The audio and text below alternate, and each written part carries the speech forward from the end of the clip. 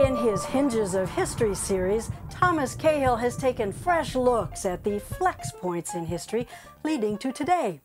Beginning with how the Irish saved civilization, he has consistently surprised us into rethinking conventional beliefs about our world and ourselves.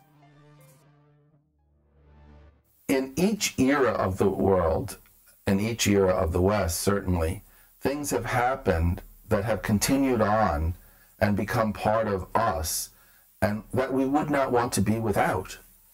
And the three great things that I mention in Mysteries of the Middle Ages and track are feminism, science, and art. Feminism is really born in the Middle Ages, surprise, surprise, but there you are. It never existed before. What do you mean by feminism?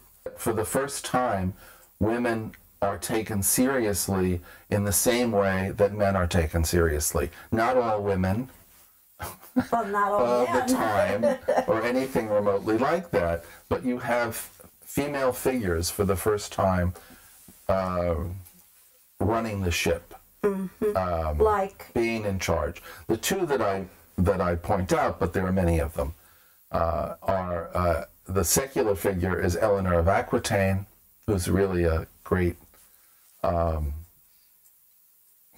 she's great. She's just a wonderful person to write about. That's all.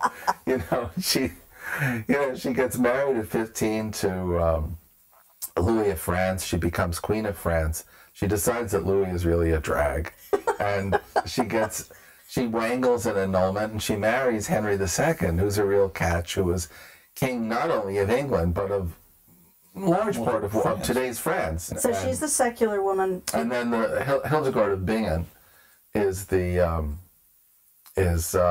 religious figure. She's one of the great Rhineland abbesses, and she's also a knockout in her own way. I mean, she could do just about everything. She was actually a great composer of music.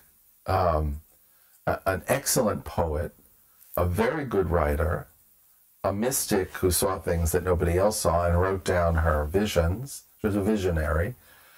She was, to all intents and purposes, a medical doctor.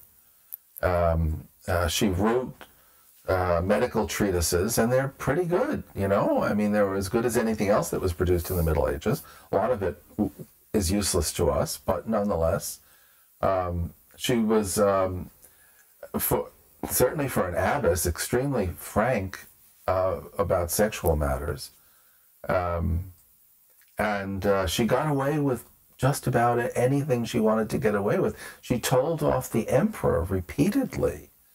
I always say, she would have been happy to give her advice to our current president.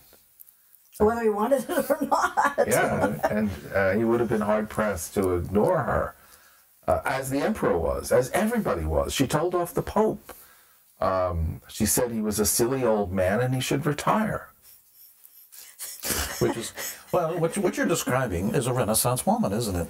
Yeah, but this is before, this is the 12th century that's the Renaissance. point, though. Yeah. I mean, that's this is the limited sense of history we have, that the Renaissance sprung full grown from the head of a bunch of people in northern Italy, which is pretty good PR.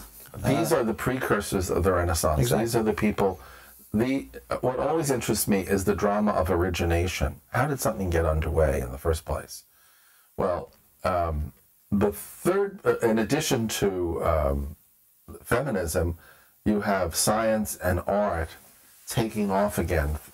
It isn't as if science and art were being invented. The Greek treatises are rediscovered. They're translated into Latin, which people read much more widely than anything else. And then you have this flourishing of the arts, this burgeoning of the arts.